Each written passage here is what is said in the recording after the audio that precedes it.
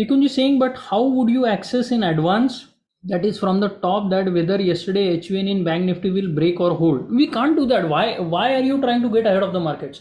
You're trying to predict what will happen. I don't know whether that will happen or not. So what do I look at? I look at the structure. Now what do I see? Okay, this is an important HVN.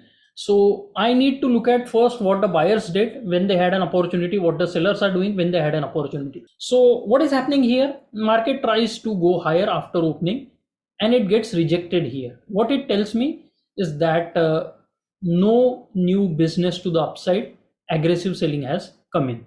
So buyers had an opportunity to take the markets higher, challenge this HVN. Did they do it? No. Aggressive selling come in, no new buying interest at the highs. So if there is no buying at higher levels, where do you think buyers will come in? If something is priced at 50 rupees, no one is ready to buy. It goes down to 40, no one is ready to buy. It goes down to 30, no one is ready to buy. It comes to 20, suddenly interest comes in. So what is happening here? No buyers, no buyers, no buyers. Suddenly you will see buyers here. So where did the buyers come? At lower levels. So what is happening here? Same thing. If there are no buyers at the higher levels, what will happen? They will come and they will try to see buyers, whether they will come in at lower levels. Where will they come in? Where they have already shown first. So there was some buying and selling happened here. There was some liquidity buying and selling happening here.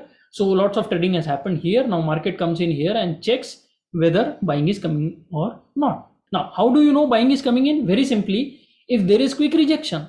So let's say D period came in and immediately went back up, and then E period started something here and then went higher and took out the one time frame. That would give you clear signal that buyers are interested. What is happening here? We have a poor low. What it means? The rejection is not strong. What does that again mean? It means that we may explore a little lower. Now, where will we go? Now we have this HVN. Okay, so the HVN is not rejected. We might explore lower. So we explore lower, come into the single prints. Now what is this? This is a rejection area. Now what is the quality of the rejection area? It should reject quickly. HVN, what can happen? We can trade here, maybe test once more below and then recover. That is also allowed without leaving behind a big tail. But if you are into a rejection area, the rejection has to happen very, very quickly. So if it will explore here, it does not find any new business here, rejection is still valid, we will go back up quickly. It can come back down again, but it will be rejected the first time.